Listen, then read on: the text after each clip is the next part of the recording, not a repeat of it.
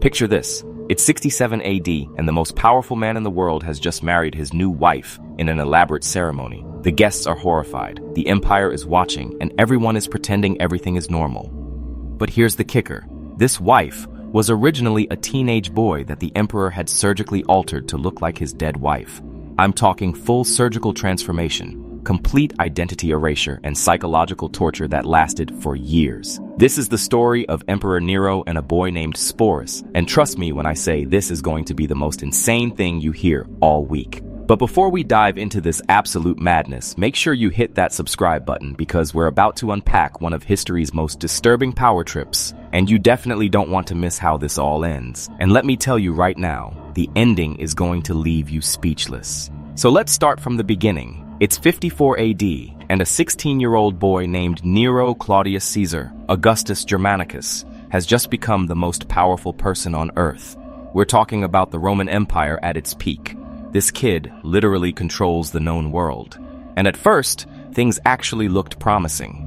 Nero reduced taxes, he funded massive entertainment spectacles for the people, and he seemed genuinely interested in being a good ruler. The Senate was optimistic, the people loved him, and everyone thought maybe they'd finally gotten a decent emperor for once. But here's the thing about absolute power. It doesn't just corrupt, it completely warps reality. By 65 AD, just 11 years into his reign, Nero had already shown signs that something was seriously wrong upstairs. He'd started executing people on a whim. He was spending ridiculous amounts of money on his own personal projects. And most importantly for our story, he'd become completely obsessed with a womb, and named Poppaea Sabina. Now, Poppaea wasn't just any random court lady. This woman was described by historians as absolutely stunning. We're talking ancient world supermodel levels of beauty. But it wasn't just her looks that caught Nero's attention. Poppaea was incredibly intelligent, politically savvy, and she knew exactly how to work the power dynamics of the imperial court. She was everything that Nero's first wife, Octavia, wasn't. Where Octavia was quiet and traditional, Poppaea was bold and ambitious. Where Octavia stayed in the background, Poppaea commanded attention wherever she went. And Nero was absolutely smitten. We're not talking about a healthy romantic relationship here. This was full-blown obsession from day one. Nero would stare at her during court functions. He'd find excuses to be in the same room as her, and he started getting increasingly possessive and controlling even before they were officially together. The court noticed, the Senate noticed, and most importantly, Octavia definitely noticed. So what does Nero do? He divorces his wife to marry his obsession. In 62 AD, Nero and Poppaea have this absolutely lavish imperial wedding. We're talking about a ceremony that made modern royal weddings look modest by comparison. Gold everywhere, the finest foods, entertainment that went on for days, and the entire Roman elite forced to celebrate this union whether they wanted to or not. But here's where things start getting really concerning. After the wedding, Nero's obsession with Poppaea didn't calm down. It got worse. He started isolating her from her family and friends. He commissioned hundreds of portraits and sculptures of her. He wanted her face everywhere, on coins, in public buildings, in private rooms. Poppaea couldn't go anywhere or do anything without Nero knowing about it. This wasn't love, this was possession. Now, to Poppaea's credit, she understood the game she was playing. She used her influence to advance her family's interests. She made strategic political moves, and she navigated the dangerous waters of imperial politics better than most. But Poppaea had one fatal flaw. She wasn't afraid to stand up to Nero. Unlike everyone else in the court who had learned to just agree with whatever the emperor said, Poppaea maintained her independence of spirit. She would argue with him, challenge his decisions, and refuse to be completely controlled. And this brings us to the moment that changed everything. It's 65 AD, Poppaea is pregnant with Nero's child, and they get into an argument. Now, historians disagree about what exactly triggered this particular fight. Some say it was about Nero's excessive spending on entertainment instead of governing. Others claim it was about his affairs with other people. But whatever it was about, Nero completely lost it. What happened next is so shocking that even ancient Roman historians, who were used to writing about pretty terrible stuff, seemed genuinely disturbed by it. Nero, in a fit of rage, physically attacked his pregnant wife. We're talking about the most powerful man in the world using violence against a pregnant woman. The result was catastrophic. Poppaea died from her injuries, and their unborn child died with her. Now, you might think that would be the end of the story. Tragic, yes, but unfortunately not uncommon in the brutal world of Roman politics. But what happened next is where this story goes from tragic to absolutely insane. Nero's reaction to Poppaea's death wasn't grief in any normal sense. It was a complete mental breakdown. He refused to accept that she was gone. He had her body embalmed instead of burned according to Roman custom. He established a religious cult in her honor and forced people to worship her as a god. Thus, he kept talking to her as if she was still alive, and the entire court had to maintain this fiction or risk their own lives. But the most disturbing part was still to come. Because Nero wasn't just grieving, he was actively looking for a way to undo what he'd done. And that's when he noticed a young freedman in his household named Sporus. Sporus was probably around 14 or 15 years old when he first caught Nero's attention. He'd been working in the imperial household, probably doing basic servant duties, and he was completely unremarkable except for one thing. He had an uncanny resemblance to Poppaea Sabina. Specifically, his eyes and facial structure reminded people of the dead empress. It wasn't an exact match, but there was definitely something there that made people do a double take. And when Nero saw this resemblance, something clicked in his disturbed mind. This wasn't just a coincidence. This was an opportunity. This was his chance to undo Poppaea's death, to bring her back, to fix what he'd broken. But to make this work, Sporus would need some modifications. What I'm about to tell you next is so disturbing that I almost can't believe it actually happened. Nero summoned his personal physicians and ordered them to perform surgery on Sporus. Not just any surgery. He wanted them to castrate the boy and surgically alter his genitals to approximate female anatomy. We're talking about medieval-level medical procedures performed on a teenager without anesthesia, without proper surgical techniques, and with a very real possibility that the patient could die from the procedure. Can you imagine the terror that this kid must have felt? One day you're a servant in the imperial household. The next day, the most powerful man in the world is ordering doctors to surgically alter your body so you can replace his dead wife. There was no consent here, no choice. No escape. Sporus was completely powerless to stop what was happening to him. Willing adult patience. For a teenage boy who was being operated on against his will, it was nothing short of torture. But somehow, Sporus survived the procedure, though he would live with the physical and psychological consequences for the rest of his short life. But the surgery was just the beginning of Sporus's nightmare. While he was recovering from this traumatic procedure, Nero was already planning the next phase of his disturbed fantasy. He ordered that Sporus be renamed Sabina after the dead empress. He commissioned an entirely new wardrobe for him. Dresses, jewelry, cosmetics, everything needed to present as a woman in Roman society. Then came the training. Sporus had to learn how to apply makeup, how to style his hair in feminine fashions, how to move and speak and gesture like a woman. He had to learn feminine deportment, how to walk in long robes, how to conduct himself in court settings as if he was actually an empress. Every aspect of his original identity was systematically destroyed and replaced with this artificial persona that existed solely to feed Nero's delusions. And the psychological torture of this can't be overstated. Imagine being forced to completely erase who you are, to perform a role that's based on a dead person, to pretend to be someone you're not every single day just to survive. Sporus wasn't just playing dress-up. He was being forced to become a living memorial to Poppaea Sabina, and any slip in this performance could mean his death. By spring of 67 AD, Nero decided it was time for the grand reveal. He scheduled an elaborate wedding ceremony to coincide with religious festivals, complete with all the traditional Roman marriage rituals. The entire Roman elite were invited to witness the emperor marry his new wife, and they all had to pretend that this was completely normal.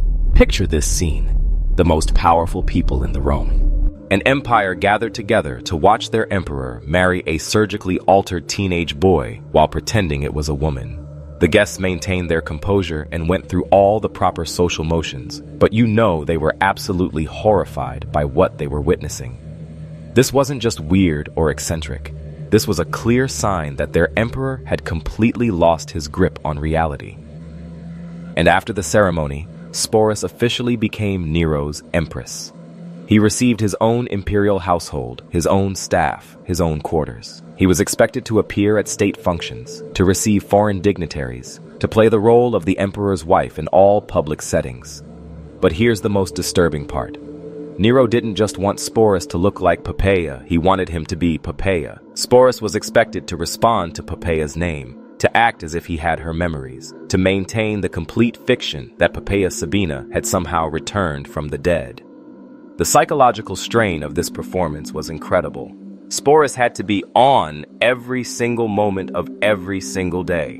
One wrong word, one slip in character, one moment of showing his real personality could result in execution. So he became withdrawn and careful, maintaining this perfect performance while his real self was buried deeper and deeper. But wait, it gets worse. In 67 AD, Nero decided to take an artistic tour of Greece, and naturally, his wife had to accompany him.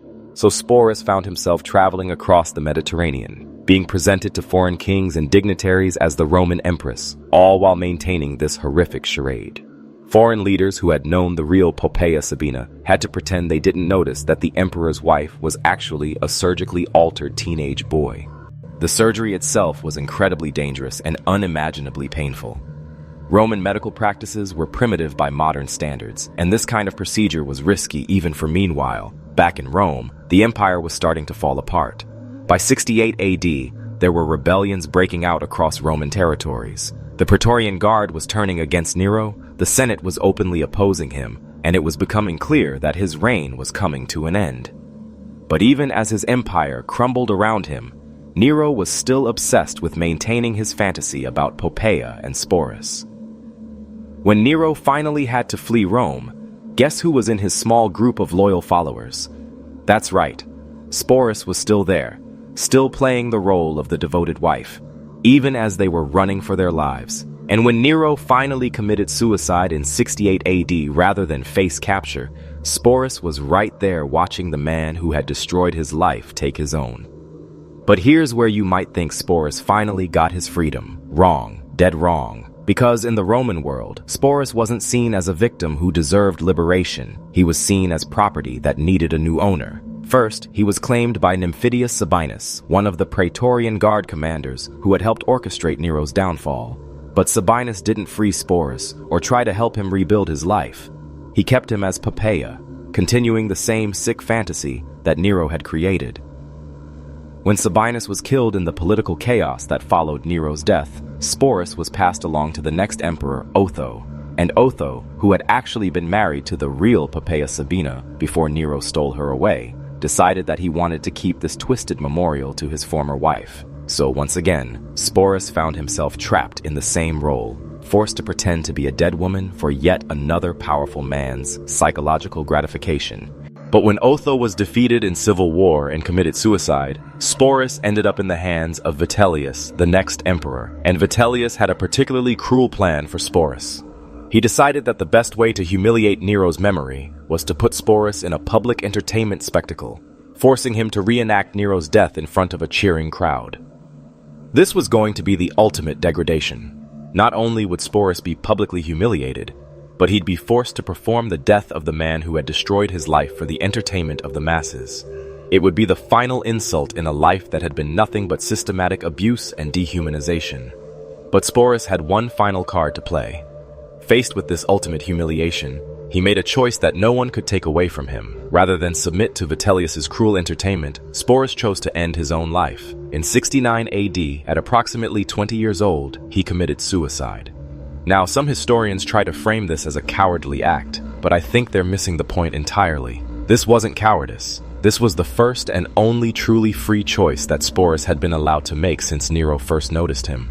For years, every aspect of his existence had been controlled by other people. His body, his identity, his daily activities, even his name. None of it had been his own. But in choosing death over continued humiliation, Sporus finally reclaimed some measure of agency over his own life. And here's what makes this story even more tragic. We don't even know what Sporus's original name was. The historical records only refer to him by the name Nero gave him, and by the identity that was forced upon him. We know nothing about who he was before Nero destroyed his life, what his hopes and dreams might have been, what kind of person he was when he was allowed to be himself. Think about that for a moment. This young person's entire identity was so thoroughly erased that we can't even recover his real name from the historical record. That's not just murder. That's something beyond murder. That's the complete annihilation of a human being's existence, leaving only the artificial persona that was created to serve someone else's twisted fantasy.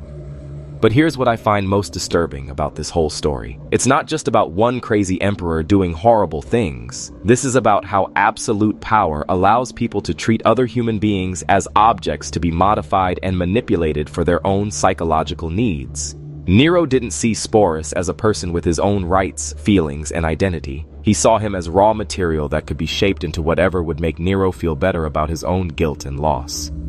And everyone around them, the doctors who performed the surgery, the court officials who went along with the charade, the foreign dignitaries who pretended not to notice, they all participated in this systematic dehumanization because they were too afraid or too invested in the system to speak up. Sporus suffered not just because of Nero's individual cruelty, but because an entire society was willing to look the other way when it was convenient for them. The story of Sporus is also a reminder of how power dynamics work in abusive relationships, even on this extreme scale. Nero isolated Sporus from any support system, controlled every aspect of his daily life, and created a situation where Sporus's survival depended entirely on his ability to maintain a performance that Nero found satisfying. These are classic patterns of abuse, just taken to an absolutely extreme level. And let's talk about the medical aspect of this horror story for a moment. The surgery that was performed on Sporus was not only physically dangerous and psychologically traumatic, but it was also medically unnecessary. This wasn't a medical procedure designed to help Sporus in any way. It was surgical violence inflicted on him purely to serve Nero's delusions. The doctors who performed this operation were essentially torturers with medical training. What's particularly chilling is how this story demonstrates the way that powerful people can use medical authority to justify basically anything. Nero probably told himself that he was giving Sporus a better life, that he was elevating him from servant to empress. The doctors probably told themselves that they were just following orders, that they were serving the empire by keeping the emperor happy. But none of that changes the fact that they were all participating in the systematic torture and dehumanization of a teenager.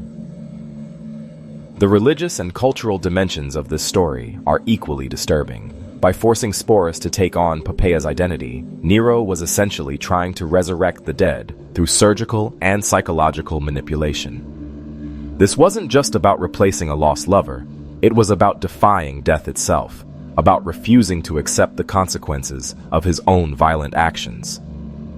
And the fact that this all took place within the context of Roman marriage customs makes it even more twisted. Marriage in Roman society was supposed to be about creating legitimate heirs, forming political alliances, and maintaining social order. But Nero perverted these sacred customs to legitimize what was essentially the enslavement and abuse of a child. The imperial wedding ceremony that Nero staged wasn't just a marriage, it was a public declaration that reality was whatever the emperor said it was. By forcing the Roman elite to participate in this obvious fiction, Nero was demonstrating that his power extended not just over people's actions, but over their ability to acknowledge basic facts about the world around them. And think about the psychological impact on everyone who had to witness this nightmare. The court officials who had known the real Poppaea Sabina had to pretend they didn't notice that she'd been replaced by a surgically altered boy. The servants who had to care for Sporus had to maintain the fiction that he was actually an empress. The foreign dignitaries who met him had to pretend they believed Nero's obvious lies. This kind of systematic gaslighting doesn't just affect the primary victim. It creates a culture of complicity and denial that corrupts everyone involved. People start to doubt their own perceptions, to question their own moral instincts, to participate in obvious lies because the alternative is too dangerous to contemplate. But perhaps the most tragic aspect of Sporus' story is how completely he disappears from the historical record after his death. Unlike other victims of imperial violence, who are sometimes remembered as martyrs or heroes, Sporus is barely mentioned in most historical accounts. He's treated as a footnote to Nero's story, an interesting anecdote about imperial excess rather than a human being who suffered unimaginable trauma. This erasure is itself a form of violence. by failing to remember Sporus as a person in his own right, by reducing him to just another example of Nero's craziness. Historians have continued the process of dehumanization that began when Nero first decided to transform him into a replacement for Poppaea. And that brings us to why this story matters today. We like to think that the kind of absolute power that Nero wielded is a thing of the past, that modern democratic institutions and human rights protections would prevent this kind of systematic abuse. But the underlying dynamics that made Sporus' suffering possible, the willingness to dehumanize vulnerable people, the use of medical authority to justify violence, and the complicity of institutions in individual cruelty, these things are still very much with us. Every time we see powerful people treating others as objects to be manipulated for their own gratification, every time we see medical procedures being used to enforce social conformity rather than to heal, every time we see institutions looking the other way when vulnerable people are being abused, we're seeing echoes of what happened to Sporus nearly 2,000 years ago. The story of Sporus is also a reminder of how individual human stories can get lost in the grand narratives of history. When we talk about the Roman Empire, we usually focus on the emperors, the battles, the political developments, the cultural achievements. But behind all of that institutional history are millions of individual human beings whose lives were shaped by the decisions of the powerful, and most of their stories are completely lost to us. Sporus is one of the few whose story survived, probably only because his suffering was so extreme and so closely connected to a famous emperor that historians couldn't ignore it completely. But for every Sporus whose story we know, there were probably thousands of other people whose lives were destroyed by imperial power, and whose names we'll never learn. And that's what makes Sporus' final act of defiance so powerful. In choosing death over continued humiliation, he was asserting his own humanity in the face of a system that had tried to erase it completely. He was saying that there were some things more important than survival, that dignity and self-determination were worth dying for. This wasn't a political rebellion or a grand gesture designed to change the world. It was a deeply personal decision made by someone who had been stripped of everything else but still retained the power to choose how his story would end. And in making that choice, Sporus transformed himself from a victim into something more complex and ultimately more human. The fact that Sporus' suicide came just as he was about to be forced into public entertainment also adds another layer of meaning to his final act. Vitellius wanted to use Sporus' suffering as a form of public spectacle, to turn his pain into entertainment for the masses. But by choosing death, Sporus denied the crowd their show. He refused to let his trauma become someone else's amusement. And maybe that's the most important lesson we can take from this horrific story. In a world where power often seems absolute, where institutions seem designed to protect the powerful at the expense of the vulnerable, individual acts of resistance and self-determination still matter. They may not change the larger systems of oppression, but they preserve something essential about human dignity that those systems are trying to destroy. Sporus couldn't save himself from years of abuse and dehumanization, but he could choose how his story ended. He couldn't reclaim his original identity or undo the trauma that had been inflicted on him, but he could assert his own agency in the one moment when it was truly his to control. The story of Nero and Sporus is ultimately about the collision between absolute power and irreducible human dignity. Nero had the power to control Sporus' body, his daily activities, his public identity, even his name. But he couldn't control Sporus' inner life, his capacity for choice, his fundamental humanity. And in the end, that's what makes this story not just a horror story, but also a story about the limits of power and the persistence of human agency even in the most impossible circumstances. So the next time you hear about powerful people abusing their authority, the next time you see institutions failing to protect vulnerable individuals, the next time you witness systematic dehumanization being justified by appeals to authority or tradition, remember Sporus. Remember that behind every statistic, every policy, every institutional decision, there are individual human beings whose lives and dignity are at stake. And remember that even in the darkest circumstances, even when everything seems hopeless, individual acts of resistance and self-determination still matter. They may not change the world, but they preserve something essential about what it means to be human. And sometimes, that's enough.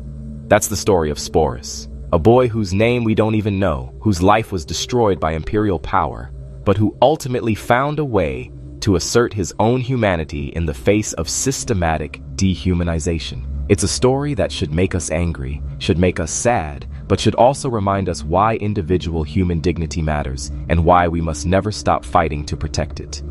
Because if we forget stories like this, if we let them disappear into historical footnotes, then we're continuing the same process of erasure that began when Nero first decided that Sporus was just raw material for his own twisted fantasies. And we owe it to Sporus and to all the other forgotten victims of power to remember that they were human beings who deserved better than what they got. So that's the story, you guys. Absolutely insane, absolutely heartbreaking, and absolutely true. Make sure you subscribe for more deep dives into history's most shocking stories, and let me know in the comments what you think about this whole nightmare. Was Sporus a victim or a hero? Could anyone have stopped Nero? And what does this story teach us about power and resistance today? I'll see you in the next video.